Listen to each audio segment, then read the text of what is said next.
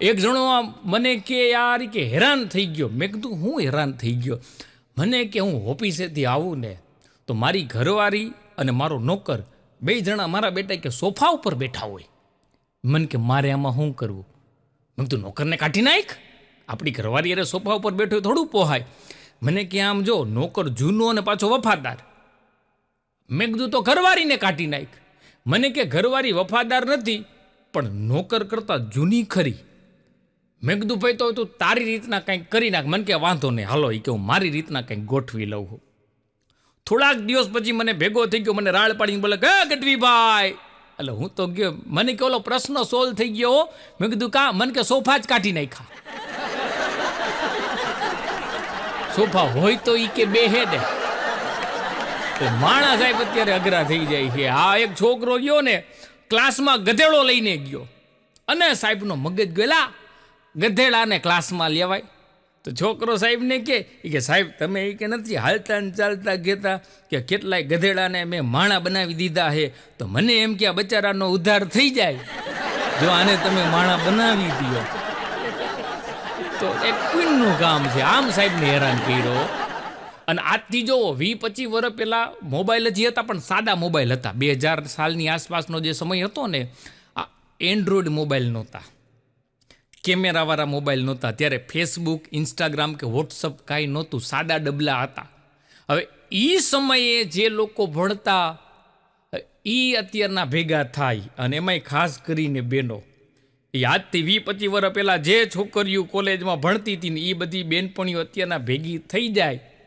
અને પછી અત્યારના એ જે આ ઇન્સ્ટાગ્રામમાં, ફેસબુકમાં, યુટ્યુબમાં શોર્ટ્સ ને રીલ્સ બનાવતી હોય એ જોવા જેવી હોય. હા, કેમ કે ત્યારે તો કંઈ હતું ને. પછી હવે બધી બેનપણી ભેગી થાય. હવે કોલેજમાં હોય ત્યારે 18-19 વર્ષની હોય. હવે 20 વર્ષ પછી બધી ભેગી થઈ હોય તો બધી 40ની આસપાસ પહોંચી ગઈ હોય. અને પછી બધીના વજન રહ્યા ને એ 65ને ટપી ગયા હોય. અને એમાં પછી બધી તૈયાર થાય અને એકે રે કાં કુંડાળા બનાવે ને કાં લાઈનમાં ઊભી હોય અને પછી રીલ્સ ઉતારતી હોય. કેવી ઉતારતી હોય કે પતલી કમર તેરી હાય હાય હાય. તમારી એક જણી હું કે ખબર, એવું મન ન આવડે. તું તારા ઘરવાળાને રાંધીને દે ને તોય ઘણો. પણ સાહેબ જે સમયે જે કરી હકતા હોય ને એ જ કરવું. આ પહેલાંના સાહેબ ગીતો વયા ગયા. આપણે લગ્ન થતા ને ત્યારે 15-20 દી સુધી ઘરે જેને ઘરે લગ્ન હોય ને ત્યાં આજુબાજુના માણસો ભેગા થઈ બધા બૈરાવર્યા ને લગ્ન ગીતો ગાતા. એ બંધ થઈ ગયું. પણ અત્યારે અમુક એવા ગીતો હોય ને આપણને એમ થાય કે આવા ગીતો સાંભળવાને આના કરતાં પૈણવું નહીં. હમણાં એક જગ્યાએ બેનો લગ્ન ગીત ગાતા હતા કે કોલેજમાં ગઈ હતી એક કન્યા કુંવારી. તારો ડોહો કોલેજમાં તો કુંવારી જ કન્યા જાય, ત્યાં તો કઈ ડોહ્યું જાય નહીં. એટલે ક્યાં જાય છે ને એ અત્યારે નક્કી નથી થતું. હા, અને અમને હલવાડે. હમણાં એક જગ્યાએ કાર્યક્રમ દેવા જતો તો બસમાં બેઠો તો મારી બાજુમાં એક જણો બેઠો. મને કે એક પ્રશ્ન પૂછું? મેં કીધું પૂછ, મારો એ સમય જાય. હવે મને નહોતી ખબર કે મરી ગયો મને હલવાડશે. મને કે છત્રી રહી એ સ્ત્રીલિંગ છે કે પુલ્લિંગ? મેં કીધું સ્ત્રીલિંગ. મને કે તો એ કાગડો શું કામ થાય? કાગડી થાવી જોઈ. મારો તો તારી પાસે નંબર આવ્યો એટલો જ વાંક ને. એક છોકરો રહ્યો ને એના બાપને કે પપ્પા આ તમે લગ્ન શું કામ કર્યા? એનો બાપ કે લે તને એ જ વિચાર આવ્યો? એ પ્રશ્નનો જવાબ તો મને નથી મળતો કે મેં લગ્ન શું કામ કર્યા. અને અમુક છોકરા બાપાને ઘૂમરે ચડાવે. એક નાનો ટીણીયાના બાપાને કે પપ્પા તમારો જન્મ ક્યાં થયો? તેનો બાપો કે અમદાવાદમાં. તો કે મમ્મીનો જન્મ ક્યાં થયો? તો કે જુનાગઢમાં. તો મારો જન્મ ક્યાં થયો? તો કે રાજકોટમાં. એ કે આપણે 3 જણા અલગ અલગ જગ્યાએ જૈનમાં તો ભેગા કેવી રીતે થઈ ગયા? એના બાપને ઘૂમરે નાખ્યો. અને સલાહ ન દેવાય. અત્યારના છોકરાઓ રહ્યા ને, અમુક છોકરાઓ તમે જોજો મોબાઈલ મૂકતા ન હોય, પછી આંખોમાં નંબર વધી જાય અને એમાં એનું ધ્યાન રહે. તો મેં હમણાં એક જગ્યાએ એક છોકરાને કીધું, મેં કીધું બેટા બહુ મોબાઈલ ન વપરાય. તો મને ખબર છે બહુ મોબાઈલ વાપરીને એ કહે તો એ કે આંખોમાં બધે નુકસાનકારક થાય, એટલે હું એક જ વાપરું છું. હવે બહુ એટલે 4-5 ઝાઝા મોબાઈલની કિંમત. એટલે અત્યારની પ્રજાને એને સલાહ દેવા જેવું નથી. શિક્ષકે હમણાં છોકરાને પૂછ્યું કે ડેટ અને તારીખ આ બેયમાં શું તફાવત? છોકરો કે છોકરી કે ગર્લફ્રેન્ડ આયરે ડેટમાં જવાનું હોય અને વકીલ આયરે તારીખમાં જવાનું હોય. સાહેબ માની ગયા તો જવાબ ઇન્ટેલિજન્ટ આપ્યો. હા, એક જુવાનીઓ મને કે મારે પાડોશી બદલી નાખવા હે. મેં કીધું એલા પેલો હગો પાડોશીઓ અડધી રાતે કામ આવે. આપણે કંઈક તકલીફ પડી હોય હગાવાલા પોગે કે ન પોગે પણ પાડોશી પહેલાં આવી જાય. મેં કીધું પાડોશ ન બદલાય. અરે મને કે ગજબના પાડોશી. મેં કીધું પણ થયું હું? મને કે ઘરે કોઈ હતું નહીં એટલે મારે મારી ગર્લફ્રેન્ડને મારા ઘરે બોલાવી હતી તો મેં લાઇટો બધી બંધ કરી અને મીણબત્તીથી આખું ઘર શણગાર્યું. તો પાડોશીએ પોલીસમાં ફોન કર્યો. પોલીસ સ્ટેશનવાળાને ફોન કરીને કે અમારી બાજુવાળો કંઈક મેલી વિદ્યા કરે છે. મેં તો બદલાય નહીં ભાઈ, ન્યા રહેવા જેવું નહીં. એક બાજુવાળા રહ્યા ને એની બાજુવાળાને કે બેટા તને હવે નથી લાગતું કે તારે હવે લગ્ન કરી લેવા જોઈએ? તો ઓલો કે આંટી તમને નથી લાગતું કે તમારે હવે પારકી પંચાયત બંધ કરી દેવી જોઈએ? પછી તો એ બેને ઓલાને વતાવવાનું બંધ કરી દીધું, કેમ કે અમુકને વતાવ્યા થાય નહીં ભાઈ. એક જણો મને કે ગાડી લીધી. મેં કીધું વાહ. મેં કીધું કઈ લીધી? અરે મને કે જોરદાર. મેં કીધું કેટલા સીટર લીધી? મને કે 5 સીટર. મેં કીધું 5 સીટર એટલે મને કે જમાવટી કે એક જણો એ કે આગલી સીટમાં બેઠો હોય અને 4ને ધક્કા મારવાના. આ મરી ગયા કેમ 5 સીટર આપણને ગણાવે, આપણને ઘૂમરે નાખે. નેતાજી રહ્યા ને એના ડ્રાઈવરને કે લાવ કે ગાડી કે કાર હું ચલાવી લઉં. ડ્રાઈવર કે આ કાર છે સરકાર નહીં, તમે સરકાર હલાવો, કાર હલાવું તમારું કામ નહીં, તમે ગમે ને ટાળી દો. અમદાવાદ કાર્યક્રમ દેવા જતો તો ટ્રેનમાં બેઠો તો મારી બાજુમાં એક ભાઈ આવ્યા. એ ભાઈ પાસે સરસ મજાનું છાપવું હતું એટલે મને એમ થયું લાવ ને છાપવું વાંચું, કંઈક સારી વાત જાણવા મળે અને સમય પસાર થાય. તો મેં ભાઈને કીધું, મેં કીધું જરાક છાપવું આપો ને. તો કટકી તોડીને મને આપી. હું તો પછી અમદાવાદ આવ્યું ત્યાં સુધી એની સામું ન જોયું. હું તો આની સામું જોવે એ બીજો. હમણાં ચૂંટણી ગઈ ને એટલે અમારી બાજુવાળો મત દેવાનો ગયો એટલે હું ખીજાણો. એલા જવાબદાર નાગરિક બન, મત આપવો જોઈએ, આપણો અધિકાર છે. મને કે ભાઈ જવાબદાર જ છું. મને કે જે પક્ષવાળા ઊભા રહેતા આપણા એરિયામાં આવતા. મેં કીધું હા. અને એ લોકો પ્રચાર કરતા. મેં કીધું હા. મને કે પ્રચારમાં શું બોલતા? મત દો, મત દો. મેં કીધું મરી ગયા, મત આપવાનું કહેતા હતા. મને કે મત દો એટલે નહીં દેવાનું. હવે કે હું ના સમજે હું કરે હું. હા, અને આ દુનિયાની અંદર સૌથી સુખીમાં સુખી સ્ત્રી અને પુરુષ કોણ ખબર હે? કોઈને ખબર નહીં હોય. આ માધ્યમથી કહું, આદમ અને ઈવ.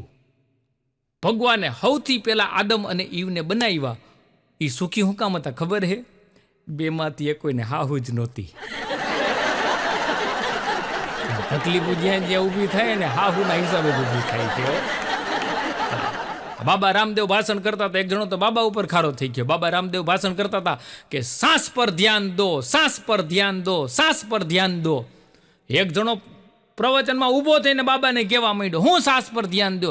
આમાં એની દીકરી કે કંટ્રોલમાં નથી રહેતી અને એના ઉપર કે કંટ્રોલમાં ધ્યાન દેવાનું કરવું. એ કે પછી કીધું તારા શ્વાસનું કે અને ઓલો હાહુનું સમજતો.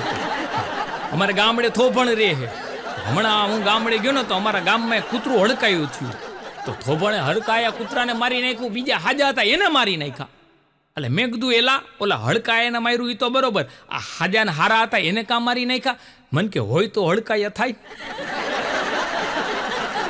મુદે આખો ઉડાડી દીધો.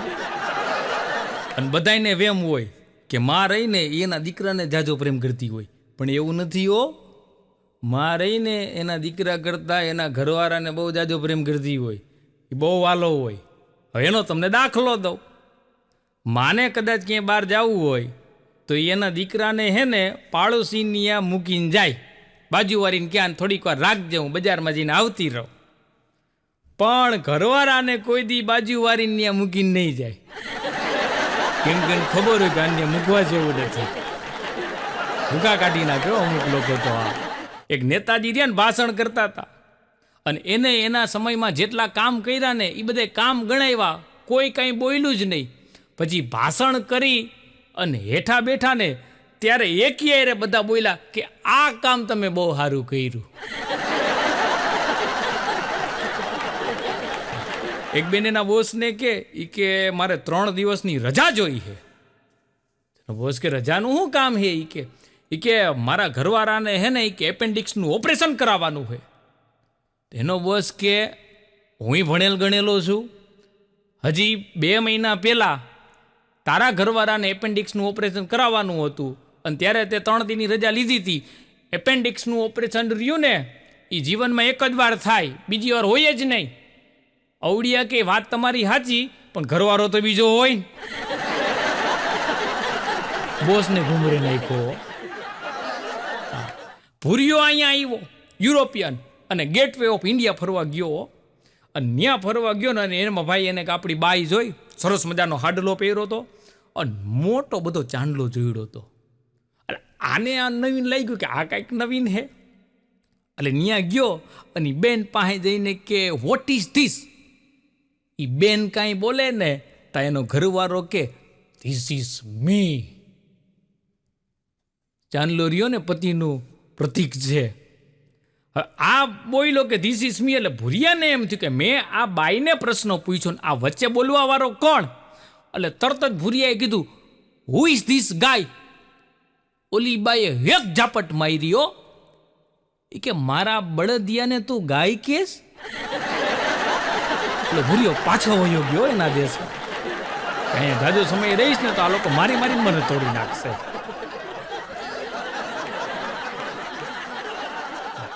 એક જણો તો હે ને થિયેટરમાં ડોરકીપરનું કામ કરતો હતો.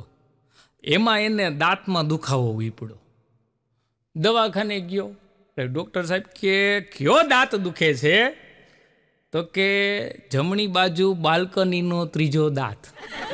મગજમાં ધંધો ચડી ગયો તો પછી ડૉક્ટર કીધું કે ને જમણી બાજુનો ઉપરનો 3જો દાંત. એક જણો રહ્યો ને ડૉક્ટર પાસે ગયો, એની ઘરવાળીને હારે લઈ ગયો. એ કે સાહેબ અમારી ઘરવાળી રહીને એ કે બેરી થઈ ગઈ છે. એ કે બેરી થઈ ગઈ કે કેવી રીતના તમને ખબર પડી? એ કે કાલ રાતના બાજુવાળાની ગેસનો બાટલો ફાટ્યો ને એનો અવાજ ધડાકો થયો તો મારી ઘરવાળી મને કહે કે તમે ઉધરસ ધીરે ખાવ ને. એને એ કે એવડો મોટો ધડાકો નો સંભળાણો, એને એમ કે ઉધરસ ખાવું. પછી ડૉક્ટર ઓપરેશન એની બાઈને કરી નાખ્યું. આ એક ભાઈ રહ્યા ને એની ઘરવાળી લઈને દવાખાને ગયા.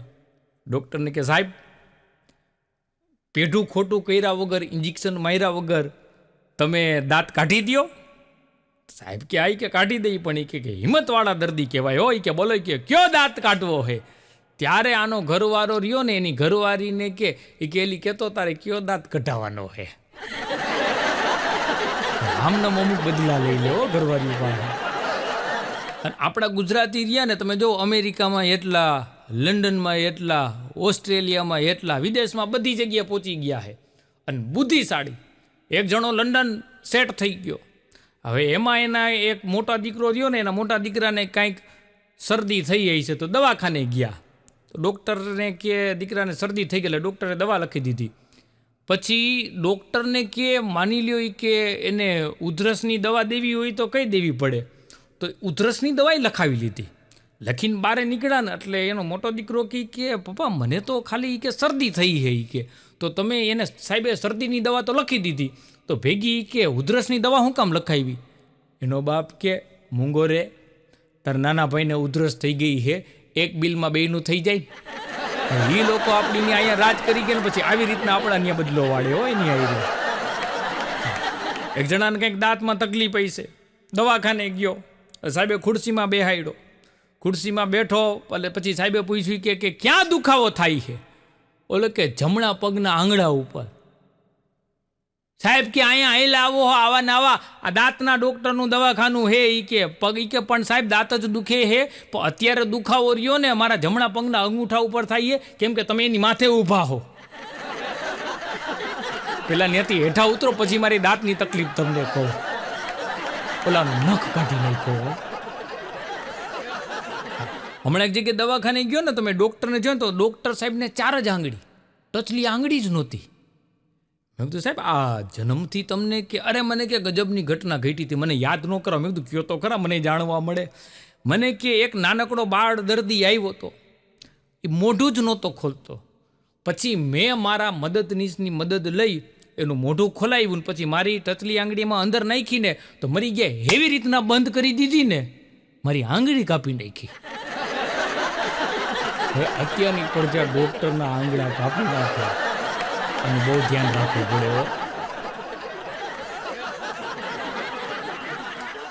મારો ભાઈબંધ ધવલો રહ્યો ને, એક દી મને કહેતો હતો, મને કે આ ઓપરેશન વખતે આ ડૉક્ટરો રહ્યા એ હાથમાં મોજા શું કામ પહેરે અને માસ્ક શું કામ પહેરે, તને ખબર હે? મેં કીધું ના.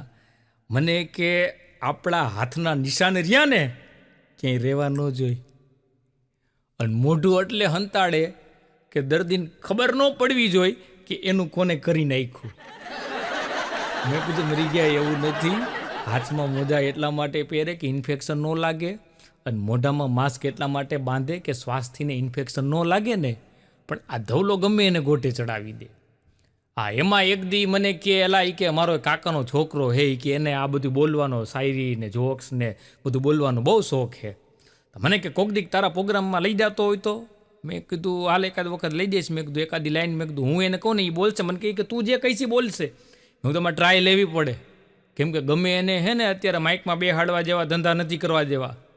પછી એને લઈ ગયો. પછી મેં એને કીધું, મેં કીધું તારે ખાલી એટલું જ બોલવાનું હે કે ભૂલે સ્વર મેં ભૂલ ગઈ થી એક લડકી રાસ્તા, ભૂલે સ્વર મેં ભૂલ ગઈ થી એક લડકી રાસ્તા, વો રોતી થી મેં બતાતા થા. મેં કીધું આટલું જ બોલવાનું છે. અને ભાઈ એને મેં માઇકમાં રાખ્યો ને મેં કીધું બોલી નાખ. અને એને ભાઈ શરૂઆત કરી, ભૂલે સ્વર મેં ભૂલ ગઈ થી એક લડકી રાસ્તા, વો રોટી થી મેં બટાટા થા. પછી ખબર પડી કે મરી ગયો તોતડો હતો. અડધું ઓડિયન્સ હોય ગયો, કેમ કે કોઈને હાયરે લઈ જવા જેવા નથી અત્યારે. મારો ભાઈબંધ હે બોની, એવો અઘરો. એક દી મને ક્યારે આટલા બધા તારા પ્રોગ્રામ થતો હોય, કોક દીક મને આરામ સ્ટેજ ઉપર મજા આવે ને તારી બાજુ બેઠો હોય તો મને કેમ કલાકાર જેવી ફિલિંગ આવે. મેં કીધું પણ અમારી ફિલિંગ વિખાઈ જાય એનું હું તને બાજુ બેહાડી.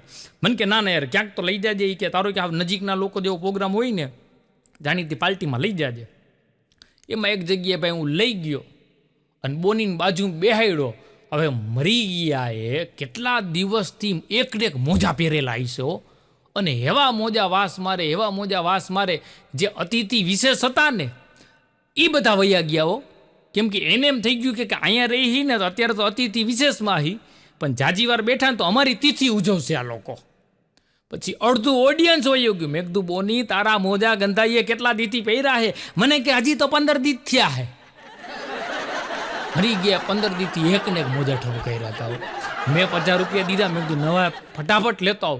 ગયો ને 10 મિનિટમાં પાછો આવ્યો નવા મોજા પહેરીને બાજુમાં ગોઠવાઈ ગયો. વાસ પાછી આવે. મેં કીધું એલા નવા. મેં કે આ પહેર્યા. મેં કીધું વાસ તો તોય આવે હે. મને કે આવે જ ને, જૂના મોજા મેં ખીચામાં રાખ્યા હે. તેદુનું આપણે નક્કી કર્યું કે કોઈ ભાઈબંધ દોસ્તારોને પ્રોગ્રામમાં હાયરે લઈ જવા નહીં. હાયરે લઈ જવા પણ સ્ટેજમાં આજુબાજુમાં ન બેહાડવા, કેમ કે અમારા પેમેન્ટ પછી કપાઈ જાય છે ભાઈ. હા, અને પાછી આધુનિક મહિલાઓ અત્યારે રહી ને એ બધી બહુ જ્ઞાની છે હો. પોતાના પતિ સિવાય બધું સમજે, બસ એ ઘરવાળાને ન સમજે. વિડીયો જોતા બધા કહે કે બધું સાચું બોલ્યા. એક ભાઈ રહ્યા ને એના બાપુજીનું ઓપરેશન, કે હાથમાં કંઈક ઓપરેશન કરવાનું છે, પ્લેટ બ્લેટ બેહાડવાની છે. એટલે એના દીકરાએ કીધું કે બાપુજીનો હાથ ખોટો કરશો કે આખા બેભાન કરશો? તો કે બાપુજીને આખા બેભાન કરવા પડશે હો. તો કે ખાલી બાપુજીને જ બેભાન કરશો કે પછી એના દીકરાઓને કે હગાવાલાને? તો ડૉક્ટર કે હું તો ખાલી કે તમારા બાપુજીને જ બેભાન કરીશ, પણ બિલ જોઈ એનું અડધું ખાનદાન બેભાન થઈ જાય. અને બેભાન કરાવી દે. હા, એક જણો ડૉક્ટર પાસે ગયો એટલે સાહેબ કે ઓપરેશન કરવું પડશે. એટલે કે સાહેબ જરૂરી તો કે આ ઓપરેશન વગર કે નહીં સારું થાય. એ કે ખર્ચો કેટલો થાય? તો કે 40,000 ટોટલ થાહે.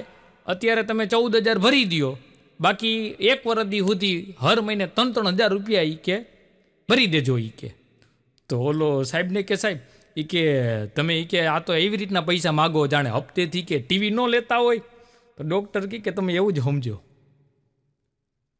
અને સાચું કા પછી ડૉક્ટર એ નહીં 14,000 ડાઉન પેમેન્ટ ભરીને 3,000 હપ્તે ટીવી જ લેતા હતા. હો આનું ઓપરેશન કરીને હું એને ટીવી લઈ નાખ્યું. એક જણો એના ભાઈબંધને કે એલા ઈ કે આ પગમાં દુખાવો બહુ થાય છે, ઈ કે શું કરવું? ઈ કે અરે ઈ કે ઓલા સૂચક સાહેબની દવા લઈ લે. ઈ કે એની દવાથી સારું થઈ જાય. ઈ કે હા, ઈ કે હું 17 વર્ષથી લઉં છું. આ કે તો નથી લેવી. ઓલો કે કાં? એ કે તું 17 વર્ષથી લેતો હોય તને જો સારું ન થયું હોય પણ તારે મને અહીંયા કે વધારી નાખવો હે. બે હે ને ભાઈ હોતા ને 2 કલાકાર. પછી પ્રોગ્રામ નક્કી કરવા આવે ને એટલે આ પાર્ટી પૂછે કેટલા રૂપિયા લ્યો હો? એટલે કે એકને બોલાવો ને તો 3500 અને 2ને બોલાવો તો 2500. એટલે હાલો લોકોને ન સમજાય કે એકને બોલાવો તો 3500 ને 2500માં 2. એટલે કોઈ એકને થોડા બોલાવે, 2500માં 2ને બોલાવે. હવે 2500માં 2ને બોલાવે ને એટલે પેલો જ્યારે સ્ટેજ ઉપર પરફોર્મ કરતો હોય ને તો બીજો રહ્યો ને એની ઓડિયન્સમાં જે હોય ને એ લોકોના દોરા ધાગા માથાના દુખાવાને પડીક્યું આપીને 5-6 હજારનો ધંધો કરી લે. પછી એ પરફોર્મ કરે એટલે ઓલો 5-6 હજારનો ધંધો કરી આવે. હવે કેવા આઈડિયા મારે કે એકલો જાય તો 3500 લઈને આવે, 2 જણા જાય તો 10-12 હજાર કમાઈ આવે. અમારા ફ્લેટ રહ્યા ને, અમારા ફ્લેટમાં અમારા પ્રમુખ છે SN ગઢવી શાંતુભાઈ, અને STમાં નોકરી કરે છે. એટલે મને એક દી કે મને કે ચંદ્રેશ આમ તો ST બસ અને પરણેલો પુરુષ આ બેયની હાલત એક જેવી. મેં કીધું કેવી રીતે? મને કે આખો દી ગામમાં ગમે ત્યાં ભાટકે પણ રાત્રે તો ડેપોમાં જમા થવું પડે. વાતે સાચી છે. હા, એક જજ સાહેબ રહ્યા ને એક આરોપીને કે આવતીકાલ સવારે 6 વાગે તને ફાંસી આપવામાં આવશે. એટલે કે હા હા હા. જજ સાહેબ કે 6 વાગે તને ફાંસી આપવામાં આવશે તું દાંત કાઢસ? એ કે હું તો 10 વાગે ઉઠું હું. આને તમે કેમ કહો? એક જણો મને કે મારા કાકા રહ્યા ને, મારા કાકા પાસે તો સાયકલથી માંડી હેલિકોપ્ટર સુધીની બધી વસ્તુ છે. મેં કીધું તારા કાકા કોઈ મોટા બિઝનેસમેન હે, અદાણી અંબાણીની જેમ? મને કે નાના રમકડાની દુકાન હે. અમને ગોતે ધવલો રહ્યો મને કે એક દી કે ક્યાં કે તો બધી કે સંતો મહંતોને મળતો હોય કે તો એ લોકોની કથા સાંભળવા લઈ જતો હોય તો. મેં કીધું ભાઈ તું મૂંગો ન રહે ને, તું ગમે ત્યાં બોલીને બાફને. મેં કીધું હું હેરાન થઈ જાઉં. મને કરે કે મને કે લઈ જાય રે કે. અને એક જગ્યાએ ભાઈ હું એને લઈ ગયો તો મહારાજ બોલ્યા કે પહેલું સુખ તે જાતે નહીરા.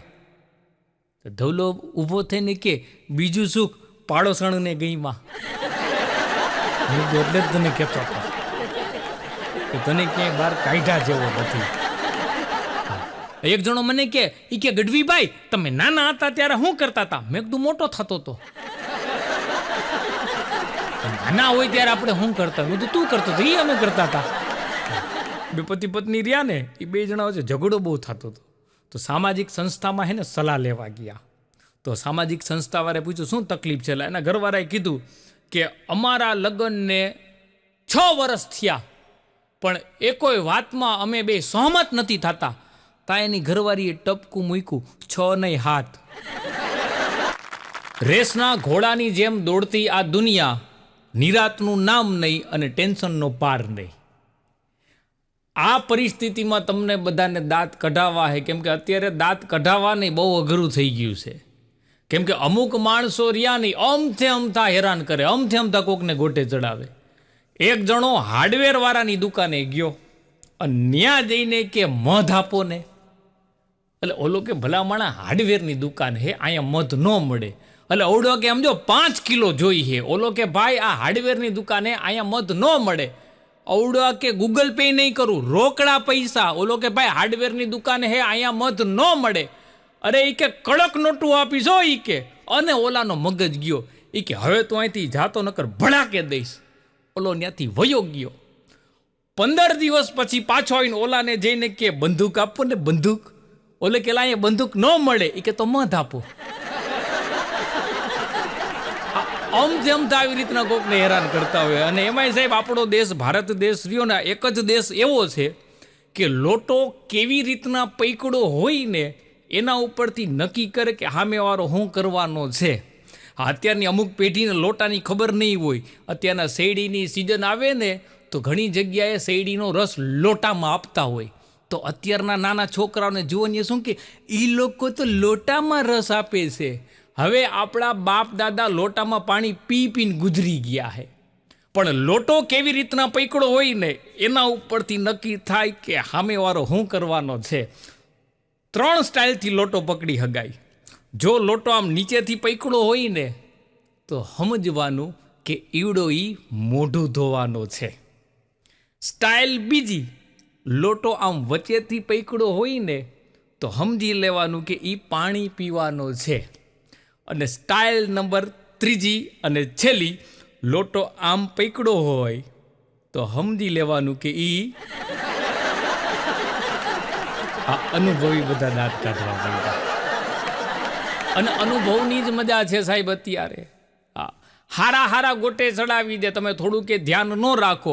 અમારે ગામડે એક છગનભાઈ રહે. હવે એનો છોકરો ખૂબ ભણ્યો, એટલું બધું ભણ્યો ને પછી અમેરિકા સેટલ થઈ ગયો. પછી એને એમ થયું કે બાપુજી રહ્યા ને બાપુજીને ત્યાં અમેરિકા તેડાવું. અને ભાઈ એને એના છોકરાએ એના બાપુજીને એની બાને બેને અમેરિકા તેડાવ્યા. હવે આ છગનભાઈ ગામડામાં રહેલો માણા રોજ સવારે વહેલો ઉઠીને વાડીએ વયો જાય. હવે ત્યાં અમેરિકામાં તો વાડીએ કાંઈ જવા પણ હોય નહીં, પણ રોજ વહેલો ઉઠી જાય. છોકરાનો બંગલો બહુ મોટો, એટલે વહેલો ઉઠી અને બંગલામાં આટા મારતો હોય. તે છગનભાઈ આટા મારતા હોય તો એની બાજુમાં જે ભૂરીઓ રહે ને એ વહેલો ઉઠી જાય, એ એના બંગલામાં આટા મારતો હોય. છગનભાઈને જોઈ જાય એટલે સીધો ઓલો ભૂરીઓ એમ જ બોલે, હેલો ગુડ મોર્નિંગ. તા છગનો બોલે, છગન મૂળજી. આટલું કહીને વયો જાય. વરી બીજા દિવસે આટા મારે એટલે વરી પાછો ઓલો ભૂરીઓ બોલે, હેલો ગુડ મોર્નિંગ. તા વરી છગનો કે છગન મૂળજી. તા એક દિવસ છગનાનો છોકરો એની હારે વોકિંગ કરવા હારે આવ્યો અને એમાં ઓલો ભૂરીઓ બોલ્યો, હેલો ગુડ મોર્નિંગ. તા વરી એવડે કે છગન મૂળજી. પછી એના દીકરાએ કીધું કે બાપા એ તમને તમારું નામ નથી પૂછતા, એ એમ કહે શુભ પ્રભાત, હારી સવાર, અંગ્રેજીમાં એટલું કહે છે. તો છગન બાપુ કે કાંઈ વાંધો નહીં, કે યાદ રાખીશ.